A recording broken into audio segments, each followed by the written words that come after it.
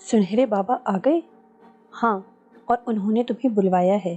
میں سوؤں گی نہیں، جاتے وقت ایک چیز دوں گی، اسے سنہرے بابا کو دے دینا۔ اس کی سرگوشی میرے اندر ایک اضطراب جگا گئی۔ میں حیرت سے اسے دیکھ رہا تھا۔ کوثر، تم کیا ہو؟ پہلی بار میرے دل کی بات زبان پر آ گئی۔ وہ مسکرائی، مگر اس نے میری بات کا کوئی جواب نہیں دیا۔ اب کچھ دیر آرام کر لو۔ کچھ دیر بعد وہ بولی اور واپس پلنگ پر جا کر لیٹ گئی۔ جہانی آپا اور شنو آپا کو بھی شاید جھپکی آ گئی تھی۔ میں لیٹ کر سوچوں میں گھر گیا۔ کوثر کا یہ روپ میرے لیے حیرت انگیز تھا۔ وہ جس مقام پر تھی وہ میرے لیے اچنبھا تھا، مگر اس کا بلا کا اطمینان بھی مجھے مضبوط بنا گیا تھا۔ اس کا وجود میرے لیے بہت بڑا سہارا بن گیا تھا، ورنہ شرف الدین کے بعد تو مجھے لگ رہا تھا کہ میں گھٹ گھٹ کر مر جاؤں گا۔ وہی تو تھا جس سے میں سب اچھا برا کہہ لیا کرتا تھا۔ گو میں نے اب تک کی داستان کوثر کو نہیں بتائی تھی، مگر جانے کیوں مجھے یہ احساس اپنی پوری شدت کے ساتھ تھا کہ وہ میرے پل پل سے واقف ہے۔ اس کا رویہ میرے اس خیال کو تقویت پہنچاتا تھا۔ یہ سوچتے سوچتے میرا دھیان اماں اور تایا ابا کی طرف ہو گیا۔ مجھے شکنتلا سے یوں تو کوئی خطرہ نہیں تھا، اور یہ یقین بھی تھا کہ وہ اماں اور تایا کو کوئی نقصان نہیں پہنچائے گی، مگر بار بار یہ خیال بھی آ رہا تھا کہ وہ میری اتنی لمبی غیر حاضری سے الجھ کر یہ نہ سمجھ بیٹھی ہو کہ میں بھی ابا کی طرح وعدہ وفا کرنے میں ناکام رہا ہوں یا ایفائے عہد سے پھر گیا ہوں۔ پتہ نہیں میں کیا کیا سوچتا رہا۔ سنہرے بابا سے ملنے کی خوشی بھی تھی اور اماں کی طرف سے فکر بھی، اس لیے سوچے کٹی پتنگ کی طرح یہاں وہاں ڈولتی رہی، اور وقت دبے پاؤں گزرتا چلا گیا۔ نیند تو نہیں تھی، مگر تھکن پورے بدن میں بیٹھی ہوئی لگ رہی تھی۔ میں اوندھا لیٹ گیا، پھر شاید مجھے جھپکی آ گئی تھی کہ اچانک کسی نے میرا کندھا ہلا دیا۔ میں ہڑبڑا کر اٹھ بیٹھا۔ وہ کوثر تھی اور مجھے اٹھ جانے کو کہہ رہی تھی۔ میں تیزی سے کھڑا ہو گیا۔ میں غسل خانے سے واپس آیا تو وہ اپنے کمرے میں جا چکی تھی۔ اس وقت اچھی خاصی ٹھنڈ تھی۔ میں نے کھوٹی پر ٹنگی ہوئی واسکٹ پہن لی۔ اتنی دیر میں کوثر واپس آ چکی تھی۔ اس کے ہاتھ میں ایک چھوٹا سا پیکٹ تھا۔ اس نے وہ پیکٹ میری جیب میں ڈالتے ہوئے سرگوشی کی، اسے سنہرے بابا کو دے دینا وقار الحسن۔ کیا ہے؟ میں نے کنگھا کرتے ہوئے پوچھا۔ تم جلدی چلے جاؤ، یہاں سے کافی فاصلہ ہے، وہاں پہنچنے میں دیر ہو جائے گی۔ اور سنو، تم سیدھے سنہرے بابا کے پاس جانا ہے، کہیں بھی رکے بغیر، خواہ کچھ بھی ہو جائے، خواہ کوئی ہی تمہیں روکے وقار، مگر نہ تم ڈرو گے اور نہ رکو گے، سمجھے؟ اس کی آواز اور اس کے لہجے میں ایسی کوئی بات ضرور تھی جس نے مجھے چونکا دیا۔ کیا مطلب ہے؟ میں نے ٹھٹک کر پوچھا۔ سادھو اوچھے ہتھ کنڈے استعمال کر رہا ہے وقار الحسن، یہ بات ذہن میں رکھنا۔ تمہارے پاس تمہارے ابا کا دیا ہوا تعویذ ہے نا، یہ انگوٹھی بھی ہے، یہ چیزیں تمہیں ہر بلا سے محفوظ رکھیں گی۔ اگر تم نے خوفزدہ یا جذباتی ہو کر اپنا رخ تبدیل نہ کیا تو دوسری صورت میں ہر بات کے ذمہ دار تم ہوگے۔ کوثر، تم مجھے ہولائے دے رہی ہو، صاف صاف کہو کہ کیا بات ہے؟ تمہیں کہیں نہیں جانا سوائے سنہرے بابا کے حجرے کے، یہی صاف صاف بات ہے اور بس۔ تفصیل تمہیں اس لیے نہیں بتا سکتی کہ وقت نہیں ہے، مجھے بھی اب سے چند لمحوں پہلے یہ پتہ چلا ہے، ورنہ میں تمہیں پہلے بتا دیتی۔ تم جاؤ، دیر ہو جائے گی۔ اس نے مجھے دروازے کی طرف دھکیلا۔ وقت واقعی کم تھا، ذرا دیر میں صبح صادق کا وقت ہو جاتا اور کوثر کے مطابق مجھے صبح کاظم ہی کے وقت تک وہاں پہنچ جانا چاہیے تھا۔ اس کا کہنا تھا کہ آسمان پر روشنی کی پہلی لکیر، پہلی جھلک مجھے بابا کے پاس پہنچ کر دیکھنا تھی۔ میرے ذہن میں ہزاروں سوال تھے جو کیڑوں کی طرح کلبلا رہے تھے۔ اضطراب ہلکی کپ کپی بن کر میرے بدن میں دوڑ رہا تھا۔ میں اسے عجیب سی نگاہوں سے دیکھتا ہوا چلا گیا۔ گلی سنسان پڑی تھی، نماز کو جانے والے بھی ابھی نہیں نکلے تھے، ظاہر ہے کہ اذان میں ابھی دیر تھی۔ میں نے گلی میں نکلتے ہی اپنی رفتار تیز کر دی۔ میں وقت ضائع کیے بغیر وہاں پہنچ جانا چاہتا تھا۔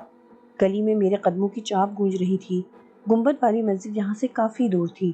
تانگا مل جاتا تو میں جلدی پہنچ سکتا تھا، مگر اس وقت تانگا ملنا مشکل تھا، اس لیے میں رکے بغیر چلتا رہا۔ میں جو ہی بڑی سڑک پر آیا، سنسان سڑک اور گہرے سناٹے میں مجھے گھوڑے کے ٹاپوں کی آواز سنائی دی۔ میں نے رکے بغیر آواز کی سمت دیکھا، وہ واقعی تانگا تھا۔ میں خوش ہو گیا۔ میں نے رک کر اس کی طرف دیکھنا شروع کر دیا۔ تانگے والا بہت آہستہ آہستہ آ رہا تھا۔ میں زور زور سے ہاتھ ہلانے لگا تاکہ وہ جلدی سے آ جائے۔ میں نے بے چینی سے پہلو بدلا، تبھی کوثر کی سرگوشی کہیں قریب ہی گونج اٹھی۔ تم نہ ڈرو گے اور نہ رکو گے، دیر ہو جائے گی۔ میں بے ساختہ اچھل پڑا۔ میں نے سوچا کہ اگر تانگے والا اسی رفتار سے آتا رہا تو کچھ آگے تک پہنچ کر میرے برابر آ جائے گا۔ مجھے رکنا نہیں چاہیے، ورنہ واقعی دیر ہو جائے گی۔ اس بار نہ چاہتے ہوئے بھی میری رفتار کچھ کم تھی۔ شاید میں لاشعوری طور پر تانگے کے قریب آنے کا منتظر تھا۔ اب میرے کان گھوڑوں کی ٹاپوں کی آواز پر لگے تھے۔ میں چلتا رہا، آخر جھنجھلا گیا۔ تانگا اب تک میرے قریب نہیں پہنچا تھا۔ وہ ٹاپوں کی آواز سے لگ رہا تھا جیسے گھوڑا کافی رفتار سے دوڑ رہا ہے۔ پھر اچانک میرے بدن میں سنسنی سی دوڑ گئی۔ میں نے پلٹ کر دیکھا، وہ اب بھی مجھ سے اتنا ہی دور تھا جتنا میں نے پہلی بار دیکھا تھا۔ میری رفتار اس قدر تیز نہیں تھی کہ میں گھوڑے کی رفتار سے آگے بڑھ رہا تھا، بلکہ میں تو پہلے کی نسبت آہستہ چل رہا تھا۔ ٹاپو کی آواز اب بھی اتنی ہی دور سے آ رہی تھی جبکہ اس سے قریب آ جانا چاہیے تھا۔ یہ سب احساس ہوتے ہی میں نے اپنی رفتار بڑھا دی۔ مجھے یاد آ گیا کہ کوثر نے کہا تھا کہ سادھو اوچھے ہتھ کنڈے استعمال کر رہا ہے، اور یہ حقیقت تھی جس کا سب سے بڑا گواہ میں خود تھا۔ میں جان گیا تھا کہ یہ مجھے روکنے کی ترکیب ہے۔ اسی خیال کے ساتھ ہی میں نے بھاگنا شروع کر دیا تاکہ گزرے لمحوں کو پیچھے دھکیل سکوں۔ اسی لمحے میں نے کسی عورت کی کھنکھناتی ہوئی ہنسی سنی۔ پہلے تو آواز دور سے سنائی دی تھی، پھر وہ آواز اس تیزی سے قریب آتی محسوس ہوئی جیسے ہنسنے والی وہ عورت بھاگتی ہوئی میرے قریب آ رہی ہو۔ میں صرف لمحہ بھر کو ٹھٹکا ضرور تھا، مگر میں نے اپنے آپ کو فوراً ہی سنبھال لیا۔ اب میں تقریباً آدھا راستہ عبور کر چکا تھا۔ میرے دائیں بائیں چھوٹی سڑکیں اور گلیاں تھیں جو سبھی سنسان تھیں۔ میری نگاہ سڑک پر تھی اور اب میں بھی بھاگ رہا تھا۔ میری کن پٹیوں سے پسینہ بہنے لگا تھا، پنڈلیوں میں انٹھن ہونے لگی تھی۔ میں اس سے بھی تیز بھاگنا چاہتا تھا مگر میرے ٹخنوں میں درد ہونے لگا تھا۔ مجھے خوف ہوا کہ ٹخنوں کا پرانا زخم کھل نہ جائے، مگر مجھے رکنا نہیں تھا، بھاگتے رہنا تھا۔ میں نے بھاگتے ہوئے سر اٹھا کر آسمان پر دیکھا۔ سیاہ آسمان پر ہیبت لگ رہا تھا، گو کہیں کہیں ستارے بھی جھلملا رہے تھے، مگر تاریکی نگاہوں میں کھپ کر رہ گئی تھی۔ ہنستی ہوئی عورت اب تک مجھے نظر نہیں آئی تھی، مگر اس کی ہنسی کی آواز اب بھی آ رہی تھی، یوں جیسے وہ میرے پیچھے پیچھے چل رہی ہو، میری ہی رفتار سے بھاگ رہی ہو۔ اس کی ہنسی کی آواز، گھوڑے کی ٹاپوں کی آواز مجھے ہلائے دے رہی تھی۔ میرے اعصاب چٹکنے لگے تھے۔ میں پیچھے مڑ کر نہیں دیکھنا چاہتا تھا۔ میں نے دونوں ہاتھ کانوں پر رکھ لیے تو میں بھاگتے بھاگتے بھی اچھل کر رک گیا۔ یوں لگا تھا جیسے ہنسی کی آواز میری دونوں ہاتھوں کی ہتھیلیوں سے آئی ہو، جیسے دونوں ہتھیلیاں اس ہنسی اور گھوڑے کی ٹاپوں سے بھری ہوئی ہوں۔ میں نے بے ساختہ ہاتھ جھٹکے، ایک بے ساختہ قسم کی گھٹی گھٹی سی چیخ بھی میرے منہ سے نکلی تھی، مگر میں دوسرے ہی لمحے پھر بدک کر بھاگ پڑا۔ تبھی مجھے احساس ہوا کہ دور دور تک گہرا سناٹا چھا گیا ہے۔ اب نہ ہنسی کی آواز ہے اور نہ ہی گھوڑے کے ٹاپوں کی آواز، صرف جھینگروں کے بولنے کی آواز تھی یا میرے بھاگتے قدموں کی آواز۔ میں ذرا دیر میں ہی پسینے سے شرابور ہو چکا تھا۔ اب میری رفتار پہلے سے بھی تیز ہو گئی تھی۔ شاید یہ خوف تھا جو مجھے جلد از جلد سنہرے بابا تک لے جانا چاہتا تھا۔ مجھے یقین تھا کہ میں وہاں پہنچ کر محفوظ ہو جاؤں گا۔ اب راستہ مزید سمٹ گیا تھا۔ دور سے مجھے سبز گنبد والی مسجد کے مینار نظر آ رہے تھے۔ گنبد پر لگا سنہرا کلش بھی دور سے چمک رہا تھا۔ اسے دیکھ کر میری جان میں جان آئی اور میں رکے بغیر بھاگتا چلا گیا۔ اچانک، بالکل اچانک مجھے کسی چیز سے ٹھوکر لگی اور میں لڑھکتا ہوا دور تک چلا گیا۔ میرا بدن ٹھہرا تو میں نے سر اٹھا کر پیچھے سڑک پر پڑی اس چیز کو دیکھا جس سے ٹکرا کر میں گرا تھا۔ ابھی میں سنبھل بھی نہ پایا تھا کہ وہ چیز حرکت کرنے لگی۔ پھر میں نے دیکھا کہ وہ کوئی آدمی تھا جو دونوں ہاتھوں کو سڑک پر ٹیک کر اٹھ رہا تھا۔ پہلا خیال ذہن میں یہی آیا کہ کوئی آوارہ ہندو ہوگا جو شراب کے نشے میں یہاں پڑا ہوگا اور میری ٹھوکر لگنے سے اسے ہوش آ گیا ہے۔ میں کپڑے جھاڑ کر اٹھ کھڑا ہوا۔ میں نے دیکھا کہ وہ شخص جھومتا جھامتا میری ہی جانب آ رہا تھا۔ میں نے چاہا کہ پھر بھاگ پڑوں، مگر اس خیال سے باز رہا کہ بری بات ہے، میں اس سے معذرت کروں پھر چل دوں گا، ویسے بھی اب فاصلہ زیادہ نہیں تھا۔ میں کھڑے کھڑے گہری سانس لینے لگا۔ اتنی دیر اور اتنی تیزی سے بھاگتے ہوئے میری سانس بھی بے قابو ہو رہی تھی۔ یوں کچھ دیر آرام بھی مل جاتا اور سانس بھی بحال ہو جاتی۔ ذرا ہی دیر میں وہی شخص میرے قریب آ گیا۔ میری پشت پر کچھ فاصلے پر پول تھا جہاں ایک متقوق سا بلب روشن تھا۔ وہ اس بلب کی روشنی تیز نہیں تھی، مگر قریب آنے والے چہرے کے نقوش آہستہ آہستہ واضح ہونے لگے اور میں اسے دیکھ کر اچھل پڑا۔ حواس باختہ سا ہو گیا۔ بے اختیار میرے منہ سے چیخ نکلی اور میں شرف الدین کہتا ہوا اس کی طرف لپکا۔ جی ہاں، وہ شرف الدین تھا۔ اس کے کپڑے چیتھڑوں کی شکل میں بدن سے جھول رہے تھے۔ وہ بری طرح زخمی تھا، چہرے پر خون جمع ہوا تھا۔ وہ پورا مٹی میں لت پت تھا، اس سے چلا بھی نہیں جا رہا تھا۔ دونوں ہاتھ یوں جھول رہے تھے جیسے ان میں جان ہی نہ رہی ہو۔ میں اس کی حالت دیکھ کر تڑپ اٹھا، خود کو سنبھالتا ہوا آگے بڑھا۔ شرف الدین، تم یہاں، کیا ہوا ہے تمہیں؟ میں یہ کہتا ہوا آگے بڑھ رہا تھا کہ اچانک میرے بائیں ہاتھ کو جھٹکا لگا، یوں جیسے اچانک میری انگلی کو کرنٹ لگا ہو اور پورے ہاتھ میں دوڑ گیا ہو۔ میں نے بے اختیار اپنے ہاتھ کو دیکھا۔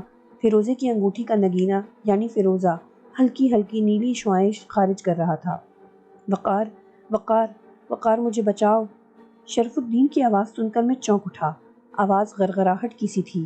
وہ میرے کچھ اور قریب آ چکا تھا جبکہ میں ٹھٹک کر رک چکا تھا۔ میری نگاہ اس کی گردن پر پڑی۔ اس کا نرخرا کٹا ہوا تھا، جیسے کسی نے اس کی گردن پر تیز چھرا پھیر دیا ہو۔ میں آپ کو بتا نہیں سکتا کہ اس وقت میری کیا حالت تھی۔ میرا جی چاہ رہا تھا کہ میں حلق پھاڑ پھاڑ کر رونے لگوں۔ شرف الدین رو رہا تھا۔ تاریک رات میں سنسان سڑک پر وہ میرے سامنے ایسے کھڑا تھا جیسے ابھی گر جائے گا۔ اس کی کمر آہستہ آہستہ خم کھاتی جا رہی تھی۔ وہ زمین کی طرف جھکتا جا رہا تھا۔ میں نے چیخ کر دونوں ہاتھ اس کی طرف بڑھا دیے اور لپک کر اسے پکڑنا چاہا۔ تب میں مارے خوف اور حیرت کے ساکت رہ گیا۔ میرا اٹھا ہوا قدم کسی اندیکھی دیوار سے ٹکرایا تھا۔ میرا پیر چوٹ لگنے سے سن ہو گیا تھا۔ میں نے جھٹکے سے سر جھٹک کر دیکھا، وہاں کچھ بھی نہ تھا۔ میں نے پھر قدم اٹھایا اور پھر کسی اندیکھی ٹھوس چیز سے ٹکرا گیا۔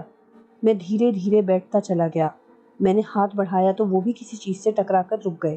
پھر یہ حیرت انگیز اور خوفناک انکشاف ہوا کہ میں کسی نظر نہ آنے والے حصار میں قید ہو گیا ہوں۔ میں آگے بڑھنا اور شرف الدین کو سنبھالنا چاہتا تھا اور میرے ہاتھ پاؤں کسی چیز سے ٹکرا رہے تھے۔ شرف الدین ایک ہاتھ میری جانب پھیلائے تڑپ رہا تھا، گرتا جا رہا تھا، کراہ رہا تھا، اور میں گویا شیشے کی دیوار کے پیچھے قید اسے مرتا ہوا دیکھ رہا تھا۔ تب میں نے چیخنا چاہا، ارد گرد کے لوگوں کو جگانا چاہا تو ایک سرگوشی سی میرے منہ سے نکل کر رہ گئی۔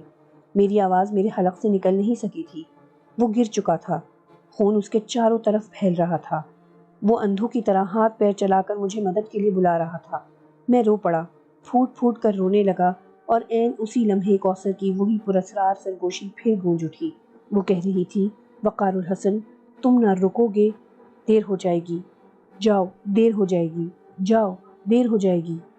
تب مجھے یوں لگا جیسے سرگوشی وہ منتر تھا جس نے میرے حواس بحال کر دیے، میرے گرد کھڑی اندیکھی دیوار گرا دی، میرے بے جان جسم میں روح پھونک دی، کیونکہ سرگوشی کے ختم ہونے سے پہلے ہی میں نے پلٹ کر دوڑ لگا دی۔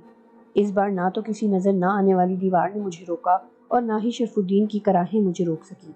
بھاگتے ہی پہلا خیال یہ آیا تھا کہ شاید، بلکہ یہ یقیناً سادھو کی شعبدہ بازی ہے۔ اس کا مقصد مجھے وہاں جانے سے روکنا ہے۔ اب تک تو جانے کتنا وقت گزر چکا تھا، پتہ نہیں میں صبح صادق سے پہلے وہاں پہنچ بھی پاتا یا نہیں۔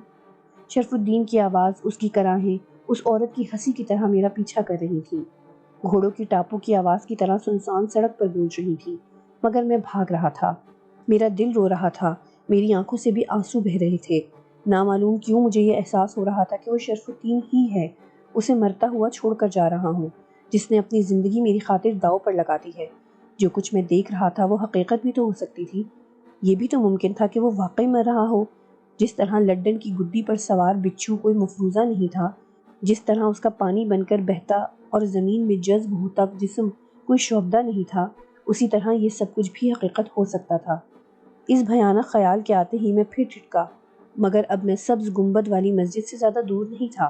میں نے پلٹ کر دیکھا، شرف الدین اب بھی گٹھڑی بنا سڑک پر پڑا تھا۔ میں نے لمحے بھر کو سوچا، پھر گویا موت کا فیصلہ کر لیا۔ میں پلٹا اور شرف الدین کی طرف دوڑ پڑا۔ ابھی میں اس سے کچھ فاصلے پر ہی تھا اور وحشتناک آوازوں میں اسے آوازیں دے رہا تھا کہ اچانک کہیں سے 4 خونخوار کتے نکل آئے۔ وہ چاروں شرف الدین کی طرف دوڑ پڑے۔ میں نے لپک کر سڑک کے کنارے سے پتھر اٹھا لیا۔ میں نے کتوں کو مارنے کے لیے ہاتھ اٹھایا ہی تھا کہ کسی نے میری پشت سے ہاتھ پکڑ لیا۔ میں گھبرا کر پلٹا اور اپنے سامنے سنہرے بابا کا روشن چہرہ دیکھ کر ساکت رہ گیا۔ پھر چونک اٹھا اور رو پڑا، بری طرح رو پڑا۔ بابا، بابا، وہ شرف الدین، بابا اسے بچا لے، اسے بچا لے بابا، خدا کے واسطے۔ ماری ہچکیوں اور وحشت کے مجھ سے بولا بھی نہیں جا رہا تھا۔ وقار الحسن، شرف الدین تو امروہہ گیا ہے نا؟ ان کی دل میں اترنے والی آواز نے جیسے زور زور سے دھڑکتے دل کو قابو کر لیا۔ نہیں، ہاں نہیں بابا، وہ دیکھیں، وہ شرف الدین۔ میں نے پلٹ کر اس کی طرف سے اشارہ کیا جہاں شرف الدین گھٹڑی کی طرح پڑا تھا۔ وہ، بابا نے مسکرا کر کہا، آؤ دیکھتے ہیں۔ وہ میرے کندھے پر ہاتھ رکھ کر بولے۔ ہم اسی طرف چل پڑے۔ ذرا دیر بعد ہی ہم گٹھڑی کے پاس پہنچ گئے۔ ہمیں قریب آتا دیکھ کر چاروں کتے بدک کر بھاگ کھڑے ہوئے۔ انہیں بھاگتا دیکھ کر بابا نے مسکرا کر مجھے دیکھا۔ میں نے ہتھیلیوں سے اپنے آنسو صاف کیے۔ شرف الدین اسی طرح پڑا تھا کہ لگتا تھا جیسے کوئی انسان نہ ہو بلکہ کپڑوں کا ڈھیر ہو۔ اس کا چہرہ بھی اب دکھائی نہیں دے رہا تھا۔ بابا نے جھک کر ہاتھ بڑھایا اور چٹکی میں وہ کپڑا اٹھا لیا۔ وہ کپڑا خون آلود تھا۔ میں سمجھا کہ شاید یہ چادر یا شال ہے جسے شرف الدین اپنے جسم پر لپیٹے تھا، مگر اس وقت میں حیرت زدہ رہ گیا جب بابا کا ہاتھ اونچا، بہت اونچا ہوتا چلا گیا اور وہ کپڑا اٹھتا چلا گیا۔ سارا کپڑا سڑک سے اٹھ چکا تھا اور وہاں کوئی موجود نہ تھا۔ صرف اس کپڑے سے خون کے قطرے سیاہ سڑک پر ٹپک رہے تھے۔ وہ کپڑا غالباً کوئی بہت بڑا کھیس یا چاندنی کے برابر تھا، جسے بہت بڑی چادر ہوتی ہے۔ میں حیرت اور خوف سے خالی سڑک کو دیکھ رہا تھا۔ کہاں ہے شرف الدین؟ بابا کی آواز مجھے دور سے آتی محسوس ہوئی۔ میں ساکت جامد کھڑا تھا کہ مجھے یوں لگا جیسے کوئی ہمارے قریب سے نکل کر بھاگا ہو۔ میں نے چونک کر چاروں طرف دیکھا، وہاں کوئی نہ تھا، مگر سنسان سڑک پر اس گہرے سناٹے میں اس کے بھاگتے قدموں کی آواز بہت واضح تھی۔ یہ میں نے چاروں طرف دیکھتے ہوئے کہنا چاہا۔ وقار الحسن، تمہارا سارا دھیان فضول باتوں پر ہوتا ہے۔ بابا نے میری بات کاٹ دی، پھر جھٹکے سے وہ چادر اپنے ہاتھ سے پھینک دی۔ کچھ پڑھ کر اس چادر پر پھونکا تو یک بیک اس میں شعلے بھڑک اٹھے۔ شعلوں کی نارنجی روشنی دور دور تک پھیل گئی۔ میں آنکھیں پھاڑے اس چادر کو دیکھ رہا تھا، پھر میرے دیکھتے ہی دیکھتے وہ چادر راکھ میں تبدیل ہو گئی۔ میں نے پلٹ کر بابا کی طرف دیکھنا چاہا اور تبھی میں اچھل پڑا۔ وہاں کوئی بھی نہیں تھا۔ خوف کی ایک تیز لہر تھی جس نے گویا میرے جسم پر اپنے بل کس دیے۔ میں خوف میں جکڑ گیا، میرے قدم جم کر رہ گئے اور مجھ سے ہلا بھی نہ گیا، جبکہ میرے ذہن میں ایک سرگوشی گونج رہی تھی کہ وقار الحسن بھاگو۔ میں کوشش کے باوجود اپنے جسم کو حرکت نہ دے سکا۔ تبھی مجھے محسوس ہوا جیسے کوئی عورت صورت الناس پڑھ رہی ہو۔ آواز بہت مدھم تھی مگر صاف سنائی دے رہی تھی۔ اس آواز کے ساتھ ہی اب بے اختیار میرے دل کی آوازیں بھی شامل ہو گئیں۔ میرے ہونٹ ہلنے لگے اور رفتہ رفتہ میرے منہ سے آواز بھی نکلنے لگی۔ اب میں بھی صورت الناس پڑھ رہا تھا۔ پھر ہم دونوں کی آواز تیز ہو گئی۔ آواز تیز ہوتے ہی میں قطعی طور پر نارمل ہو گیا۔ مجھے شدت سے احساس ہوا کہ یہ آواز کوثر کی ہے۔ اب میں نے پلٹ کر سبز گنبد والی مسجد کی طرف بھاگنا شروع کر دیا۔ میں سمجھ رہا تھا کہ مجھے بہت دیر ہو چکی ہے، مگر آسمان حیرت انگیز طور پر سیاہ تھا۔ صبح صادق کے آثار نہ تھے، جیسے کسی نے وقت کو تھام رکھا ہو۔ میں نے رفتار تیز کر دی۔ کوثر کی آواز میرے ساتھ ساتھ سفر کر رہی تھی۔ میں با آواز بلند سورۃ الناس کا ورد کر رہا تھا۔ چند ہی لمحوں بعد میں سبز گنبد والی مسجد کے صحن کی سیڑھیوں کے قریب تھا۔ یہاں سے مجھے سنہرے بابا کے حجرے کی طرف جانا تھا۔ مسجد کو سنسان پڑی تھی، مگر اندر کوئی تلاوت کر رہا تھا۔ اس کی آواز بے حد خوبصورت اور دل میں اتر جانے والی تھی۔ میں نے خود میں ایک روشنی سی پھیلتی محسوس کی۔ اب میں حجرے کی طرف چل پڑا۔ یہاں تک آ کر کوثر کی آواز مدھم ہوتے ہوتے بالکل معدوم ہو چکی تھی، مگر میں نے اپنی آواز کم نہیں کی تھی۔ حجرے کے عین سامنے وہ فقیر بابا سر جھکائے بیٹھا تھا جس نے مجھے بادام دیے تھے۔ اس کی آنکھیں بند تھیں، اس کے بازو میں ہتھیلی سے لے کر کوہنیوں تک مختلف رنگوں کی کئی تسبیحاں جھول رہی تھیں۔ گلے میں موٹے موٹے دانوں والی تسبیحاں پڑی تھیں۔ وہ جھوم رہا تھا اور اس کا سر اتنی تیزی سے ہل رہا تھا کہ اس پر چند منٹ نظر جما کر دیکھنے سے مجھے چکر سا آ گیا۔ میں نے خود کو سنبھالا اور حجرے کے دروازے پر ہلکی سی دستک دی۔ آؤ وقار الحسن، اندر سے سنہرے بابا کی میٹھی اور فرحت انگیز آواز سنائی دی۔ میں نے دروازے پر ہاتھ رکھ کر اسے اندر کی جانب دھکیلا اور عین اس لمحے مجھے لگا جیسے سورج کی پہلی کرن نے دروازے میں مجھ سے پہلے قدم رکھ دیا ہو۔ بے اختیار میں نے پلٹ کر آسمان کی سمت نگاہ کی۔ اس کی شرقی پٹی پر چاندنی سے بکھر چکی تھی، گویا میں بالکل ٹھیک وقت پر وہاں پہنچا تھا۔ مجھے حیرت ہوئی کہ راستے میں اتنا کچھ ہونے، اتنا وقت ضائع ہونے کے باوجود میں صحیح وقت پر یہاں تک کیسے پہنچ گیا۔ مجھے تو لگ رہا تھا جیسے مجھے گھر سے نکلے کئی روز گزر چکے ہوں۔ آؤ بسم اللہ۔ سنہرے بابا کی آواز کے ساتھ ہی میں نے بسم اللہ پڑھ کر قدم حجرے میں رکھ دیا۔ سامنے ہی سنہرے بابا بیٹھے تھے۔ ان پر نگاہ پڑتے ہی میں بری طرح چونک اٹھا۔ میرے چونکنے کی وجہ سنہرے بابا نہیں، بلکہ وہ سفید براق بلی تھی جو ان کی گود میں بیٹھی تھی۔ یہ وہی بلی تھی جسے میں نے سب سے پہلے اس روز دیکھا تھا جب ہم، یعنی میں اور شرف الدین، خورشید چاچا کے ساتھ بیٹھک میں تھے۔ خورشید چاچا نے بتایا تھا کہ کتے رحیم کی لاش نکالنا چاہتے تھے اور خورشید چاچا نے انہیں مارنے کی کوشش کی تھی، تب وہ خورشید چاچا پر جھپٹ پڑے تھے، انہیں زخمی کر دیا تھا، تو ایک سفید براق بلی کہیں سے آ گئی تھی، اور جب انہوں نے یہ قصہ ختم کیا تھا تو اچانک بیٹھک کا دروازہ کھلا اور اس بلی نے یوں اندر جھانکا تھا کہ ہم سب اچھل پڑے تھے۔ پھر اس بلی کی آواز میں نے اس وقت سنی تھی جب بیٹھک میں لڈن کی گدی پر بچھو سوار تھا اور میں دیوان پر چڑھ گیا تھا۔ کسی نے میرے ٹخنے کو اپنے سوکھے سوکھے ہاتھوں میں جکڑ لیا تھا اور میں بے ہوش ہونے لگا تھا۔ تب میں نے بلی کی غراہٹ سنی تھی۔ پھر تایا نے بتایا تھا کہ ایک سفید براق بلی نے میرے ٹخنوں کے زخم چاٹے تھے اور وہ زخم حیرت انگیز طور پر ٹھیک ہو گئے تھے۔ میں اکثر اس پراسرار بلی کے بارے میں سوچتا تھا، مگر سمجھ نہیں پایا تھا کہ یہ کون ہے اور اس کا ان تمام واقعات سے کیا واسطہ ہے۔ اب اسے سنہرے بابا کی گود میں بیٹھا دیکھ کر میں سوچ رہا تھا کہ فقیر بابا نے سچ کہا تھا اور ان بزرگ نے بھی جو مجھ تک سنہرے بابا کا پیغام لائے تھے۔ انہوں نے کہا تھا کہ سنہرے بابا چلے گئے ہیں مگر وہ کسی کو مصیبت میں چھوڑ کر نہیں جاتے۔ گویا سنہرے بابا نے جاتے جاتے بھی اس بلی کو میری مدد کے لیے چھوڑ رکھا تھا۔ اس بلی نے اسی وقت میری مدد کی جب میں قطعی طور پر بے بس ہو چکا تھا۔ میں نے آگے بڑھ کر سنہرے بابا کو سلام کیا۔ وہ میرے چہرے کو غور سے دیکھ رہے تھے اور مسکرا رہے تھے۔ غالباً انہوں نے میرے چہرے پر حیرت بھی دیکھ لی تھی۔ بیٹھو وقار الحسن، انہوں نے مسکراتے ہوئے بڑے پیار سے کہا اور بلی کے سر پر پیار سے ہاتھ پھیرنے لگے۔ میں تمہارے حالات سے بے خبر نہیں تھا، یہ مجھے پل پل کی خبر دیتی تھی، انہوں نے بلی کو دیکھتے ہوئے کہا۔ اس بے وقوف کی حرکتوں سے لوگ بہت پریشان ہوئے ہیں۔ اسے اگر طاقت مل گئی ہے تو اتنا ظرف اس کے پاس نہیں ہے کہ اسے سنبھال کر رکھ سکے۔ میں نے پہلے اسے تنبیہ کی تھی کہ اپنی طاقت کا ناجائز استعمال نہ کرنا ورنہ نقصان اٹھاؤ گے، مگر تم دیکھ ہی چکے ہو کہ وہ اپنی شکتی کہاں استعمال کر رہا ہے۔ بابا نے پوری بات کی تو میں سمجھا کہ وہ اس سادھو کے بارے میں کہہ رہے ہیں۔ اس نے اپنے گرو سے کیے ہوئے وعدے کا پاس بھی نہیں کیا، وہ یقیناً نقصان اٹھائے گا۔ مگر بابا میں نے کیا کیا ہے؟ اس کا کیا بگاڑا ہے بابا؟ وہ میرے پیچھے کیوں پڑ گیا ہے؟ میں نے بے چین ہو کر پوچھا۔ آج میں ان سے وہ سب کچھ جان لینا چاہتا تھا۔ میں ذہن میں وہ تمام سوالات دہرانے لگا جن کا جواب اب میرے لیے بہت ضروری ہو چکا تھا۔